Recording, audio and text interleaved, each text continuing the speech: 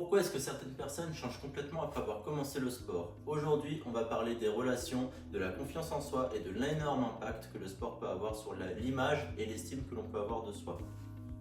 Nous allons traiter cette vidéo en 4 parties. Donc la première, on va traiter le regard des autres. La seconde, nous allons traiter le sport et la confiance en soi. La troisième, le regard que l'on porte sur soi. Et enfin la dernière, comment reconnaître les intentions des autres. Donc bienvenue dans cette nouvelle vidéo dans mon fauteuil œuf. Vous m'excusez, je me suis installé confortablement. Et si vous me voyez zioter sur le bas à gauche de la caméra, du coup, c'est que j'ai mon script qui est écrit. Et oui, le gars, il a travaillé sa vidéo quand même. Donc si vous me voyez zioter en bas, c'est pas par impolitesse, hein, c'est juste pour pas perdre le fil de la vidéo. Les points à aborder sont notamment les gens qui jugent beaucoup sur l'énergie et l'attitude. Effectivement, la première image que l'on renvoie, vers les gens impacte énormément leur idée qu'ils se font de nous, ainsi que l'image qu'ils se font de nous avant même de nous connaître, avant même d'échanger. Et une des premières choses qui se remarque quand quelqu'un vous rencontre pour la première fois, c'est quand vous manquez de confiance en vous. Lorsque quelqu'un manque de confiance en soi, ça se voit tout de suite. Moi le premier, quand j'étais plus jeune, avant de faire de la musculation et avant de changer physiquement et mentalement, je manquais énormément de confiance en moi. Et ça se voyait à ma démarche, ça se voyait à ma façon de parler, ça se ressentait dans mon attitude. J'étais quelqu'un d'assez renfermé, j'étais recroquevillé sur moi-même, j'avais pas une posture bien droite, comme je peux l'avoir actuellement. Ça peut être mal interprété par certains moments, ça peut être interprété un peu comme de la fierté, de l'arrogance, de la prétention. Pas du tout en fait, c'est juste de l'assurance, de l'estime de soi. C'est pas forcément rabaisser les autres, c'est juste, voilà, aujourd'hui je suis fier du physique que j'ai, je suis content de l'image que je peux renvoyer. Donc oui, effectivement, je me tiens plus droit, j'ai les épaules, voilà, bien ouvertes, je suis pas recroquevillé sur moi. J'ose prendre de la place et sans forcément empiéter sur celle des autres. Les relations peuvent aussi parfois refléter l'image que l'on renvoie de nous-mêmes. Donc, pendant longtemps, je pensais que si toute relation ne fonctionnait pas, c'était forcément dépendant des autres. Mais en fait, je me rends compte aujourd'hui que ça dépend aussi et surtout de l'image que l'on renvoie de soi. Comment vous expliquer ça? Maintenant que j'ai un peu plus d'expérience dans les relations et surtout que je vois avec le recul les relations que j'avais à l'époque et maintenant, il y a un changement qui est drastique, il y a un tri qui s'est fait de façon naturelle. Aujourd'hui, j'arrive à prendre des positions où je suis ferme dessus et ça plaît ou ça plaît pas. Je me rends compte aussi que mes nouvelles habitudes de vie font que je n'ai plus non plus le même entourage. Je fume plus, parce que oui, votre Vinch a fumé peu de temps certes, mais n'empêche que ça m'a amené un cercle proche qui n'était pas forcément sain. Je ne bois plus de façon déraisonnable, j'ai un mode de vie beaucoup plus sain, je ne mange pas de fast-food à outrance. Donc forcément, ça a fait un tri parce que voilà, je suis devenu, désolé de le dire, mais pour ces personnes-là, je suis devenu moins intéressant. J'étais plus ce mec sympa, ce mec marrant, j'étais le mec chiant. Qui mangeait bien, qui voulait pas fumer, qui voulait pas boire. J'étais ennuyeux quoi, pour ces gens-là. Et c'est là que le sport peut jouer un rôle énorme. Donc on va en venir à la deuxième partie. Partie 2, le sport et la confiance en soi. Donc j'ai vite passé la partie 1 parce que je veux surtout développer avec vous, c'est à quel point le sport joue un rôle important sur l'estime que l'on a de soi, parce que ça permet de développer la confiance en soi, le sentiment de progression, le respect de soi-même et enfin la posture et l'énergie. Et selon moi et mon expérience, cela a un impact sur 3 facteurs, donc les relations amicales, les relations amoureuses et le point le plus important selon moi, c'est le respect qu'ont les autres envers toi. C'est pas souvent un sujet qui est abordé, je trouve, sur les réseaux. Et pourtant, je trouve que c'est le point le plus important. Le sport, c'est quelque chose qui t'apprend à te respecter toi-même. Donc d'abord, les relations amicales. Je ne vais pas étayer sur le premier point parce que j'en ai déjà parlé un petit peu. Effectivement, le fait d'avoir changé mes habitudes de vie, ça m'a fait changer mon entourage. J'ai développé de nouvelles relations, notamment à la salle de sport. J'ai fait de nouvelles rencontres, de nouvelles connaissances qui du coup avait un mode de vie qui s'approchait plus de mon nouveau mode de vie et qui avait une vision aussi de la vie qui se rapprochait de la mienne. Ça a joué aussi un rôle important au niveau des relations amoureuses. Il faut savoir une chose, c'est que avant que je fasse du sport de manière régulière et pas forcément en salle de musculation, hein, quand je parle de sport et de musculation, déjà à l'âge de 15 ans, je faisais du sport dans ma chambre, c'est-à-dire que je faisais beaucoup de poids du corps, pompes, abdos, gainage, traction. Je faisais mes petits exercices comme ça à la maison et déjà là, ça m'a permis de développer une nouvelle mentalité, de la rigueur, de la discipline et surtout ça m'a permis de gagner un peu en assurance parce que j'avais un physique fin certes mais plutôt athlétique avec des muscles qui commençaient à se dessiner un petit peu, donc je commençais à gagner un petit peu plus en assurance, en confiance en moi. J'osais du coup plus aller vers les autres et c'est là que j'ai eu mes premières relations amoureuses. Il faut savoir qu'avant ça, je n'ai jamais eu de relation amoureuse sérieuse et sincère. J'ai eu des coups de cœur sur quelques filles, comme beaucoup d'ados je pense. Mais c'était toujours à sens unique. Il n'y a jamais eu de retour de leur part. Je reflétais pas la même image que le mec populaire. Le gars, il avait confiance en lui, il était sportif, c'était toujours le premier en cours de sport, etc. Effectivement, tout le monde ne s'arrête pas au physique. Il faut pas d'ailleurs s'arrêter qu'à ça, hein. C'est pas parce que je prône le sport, le développement physique et tout que je suis quelqu'un de superficiel. Il n'y a pas que le physique qui compte. Toutes les copines que j'ai eues n'étaient pas forcément dans le fitness, voire même pas du tout. Et c'est pas pour autant que je les ai converties et si les relations se sont terminées, ça n'avait rien à voir avec le sport, rien à voir. Mais c'est vraiment pas. Pour revenir à la base du sujet, le fait d'avoir gagner confiance en moi et d'avoir commencé le sport, ça m'a permis d'avoir un peu plus d'assurance, d'aller vers les filles notamment et d'oser un petit peu mon premier rendez-vous, le premier contact physique, qui m'a permis de conclure du coup à ma première relation. Suite à ça, je suis resté seul quelques années, je me suis focus vraiment sur moi et mon développement physique. Parce que cet échec amoureux avait fait un petit peu baisser ma confiance. J'avais pas encore trouvé mes limites, je savais pas trop encore comment cadrer mon couple parce que oui, toute relation a besoin d'un cadre. Il faut, avant d'entamer une relation avec quelqu'un, qu'elle soit amicale ou amoureuse, il faut qu'il y ait un cadre, il faut qu'il y ait des règles à ne pas dépasser parce que c'est une question de respect et de savoir-vivre, je suis désolé.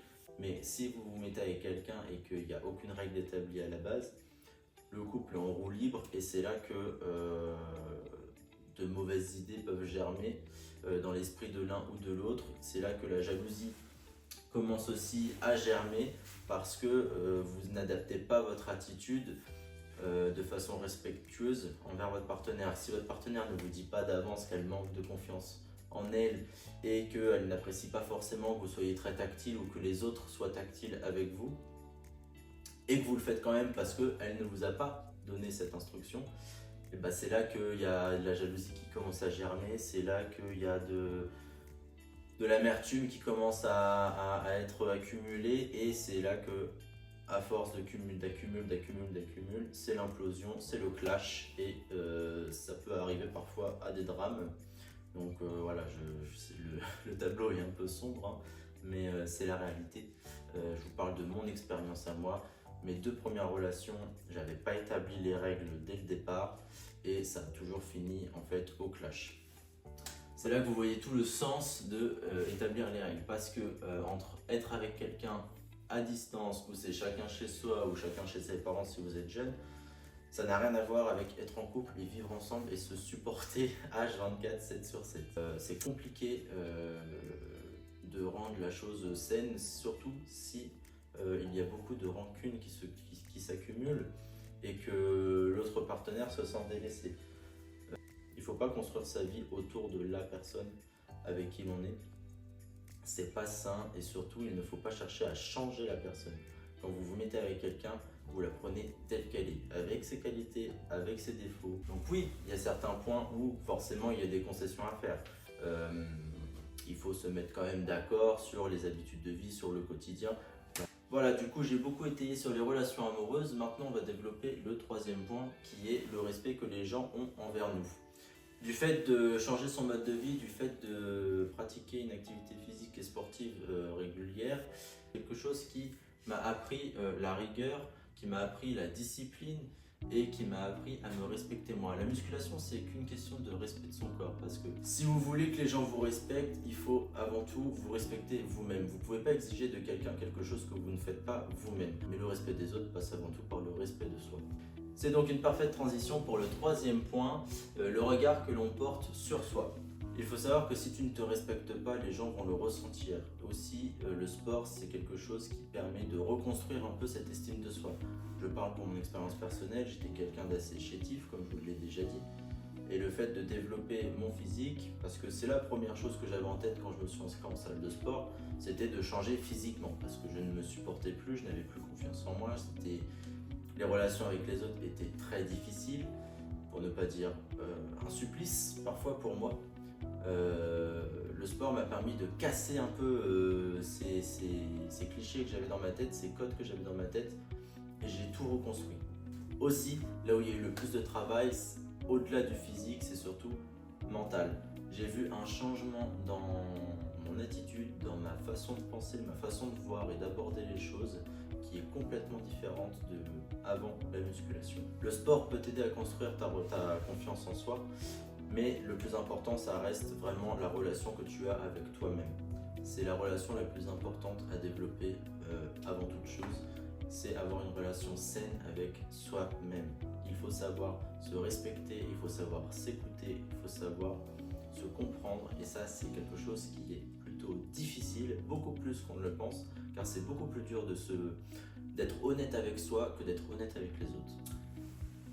On en arrive donc au quatrième point de cette vidéo, donc comment reconnaître les intentions des autres. Donc il y a des intentions saines, qui sont plutôt cool quand on les repère, et aussi les intentions malsaines. C'est moins cool quand on les repère, mais c'est plutôt positif de pouvoir les voir arriver de loin pour éviter des déceptions comme j'ai pu le voir et le vivre plusieurs fois jusqu'à encore récemment. Une des premières intentions qui, j'estime, font partie du panier sain, c'est que la personne respecte tes limites. Lorsque vous vous connaissez, lorsque vous savez qu'on a développé tous les points précédents, lorsque vous avez un cadre et que vous arrivez en imposant votre cadre un petit peu, et que une des choses par exemple que vous ne tolérez pas, c'est le manque de respect, et que la personne en face de vous fait des petites remarques sans forcément être insultant, mais quelque chose de simple, hein, juste parler de vous à mal dans votre dos et devant vous, vous affiche un sourire jusqu'aux oreilles. Je pense que ce serait bien que vous discutiez un petit peu afin de mettre les choses au clair. Basta. Après, c'est à vous de prendre l'information et de l'interpréter à votre manière.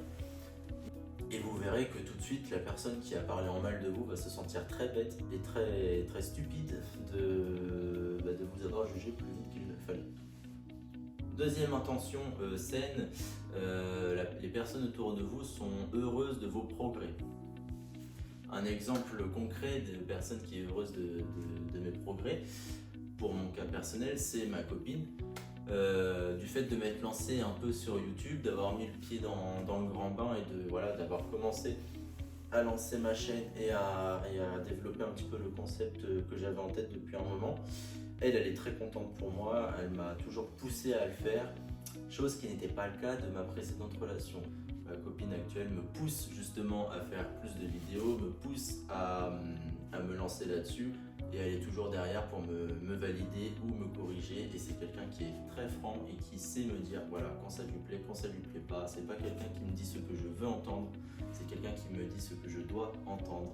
Après, c'est à moi aussi de prendre le recul et de me dire j'estime que voilà, elle n'a pas forcément 100% raison, mais elle n'a pas non plus forcément 100% tort. Voilà. C'est après à vous d'interpréter un petit peu les conseils que vous donnent les gens, mais il faut toujours prendre du recul, il faut toujours se remettre en question et se dire voilà, peser le pour, le contre. Il ne faut jamais dire que tout est noir, tout est blanc, il y a toujours de la nuance dans tout ce qu'on peut vous dire et tout ce que vous pouvez faire. Troisième intention, et pas des moindres, la personne ne te rabaisse pas. C'est quelque chose qu'on voit très fréquemment, notamment chez les personnes qui manquent de confiance en eux et qui se voilent la face et qui jouent un rôle un petit peu de personnes voilà, très sûres d'elles, très grande gueule souvent, hein, ça va de pair, mais qui pour se grandir va rabaisser un petit peu les autres, va diminuer, réduire le progrès des autres, réduire la réussite de quelqu'un à une aide extérieure. C'est pas forcément quelque chose de direct et de frontal, ça peut être parfois un peu plus subtil, mais voilà, c'est quelque chose qui est important à cerner pour vous dire si la personne est vraiment sincère, franche avec vous ou non. Et donc ça fait le lien avec les intentions malsaines qui, selon moi, la numéro 1 est la jalousie, qui va tout à fait en accord avec le fait de rabaisser les autres. Souvent, quand quelqu'un vous critique ou vous rabaisse, c'est parce que la personne est jalouse de votre réussite. Et donc, les personnes qui ne sont pas capables de se sortir les dos du cul et qui ont du mal un petit peu avec cette idée de travail et de résultats mérités surtout, par jalousie en fait vont réduire le travail des autres à oui mais il est pistonné, oui mais c'est facile d'avoir ce physique là parce qu'il est dopé, nana. Mais ce qui je trouve déplorable pour ma petite expérience, moi qui ne suis pas connu du tout hein, sur les réseaux sociaux, malgré ça, la première fois que j'ai tourné avec Alexandre de Bodytime, j'ai eu une vague d'accusations de dopage, que c'était impossible de faire 1m70 et de peser 85 kg à l'époque. Je trouve que c'est quelque chose d'assez triste parce que je le sais que je suis 100% naturel, j'ai pas les moyens de me payer des produits dopants et honnêtement c'est pas du tout mon objectif. Parce que j'ai pas du tout l'objectif non plus d'avoir un physique de Golgoth. Je vais avoir un physique volumineux, solide, mais je connais les risques. Étant dans le soin, je connais les risques et j'ai pas envie de pourrir ma vie juste pour avoir un physique. Parce que mourir musclé, je m'en bats les couilles en fait.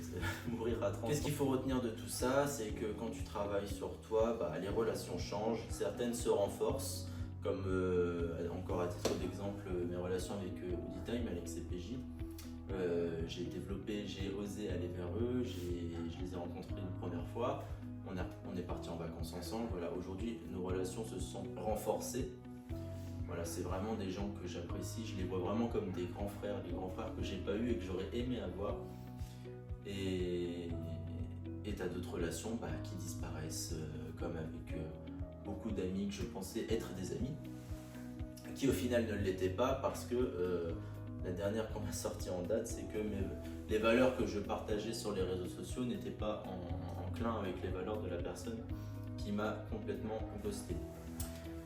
Et donc pour conclure, le sport peut changer ton corps, mais le vrai changement se fait dans ta tête et dans les relations que tu acceptes autour de toi. Et travaillez sur vous, pas pour impressionner les autres, mais pour devenir quelqu'un de respectable et que vous-même vous respectez.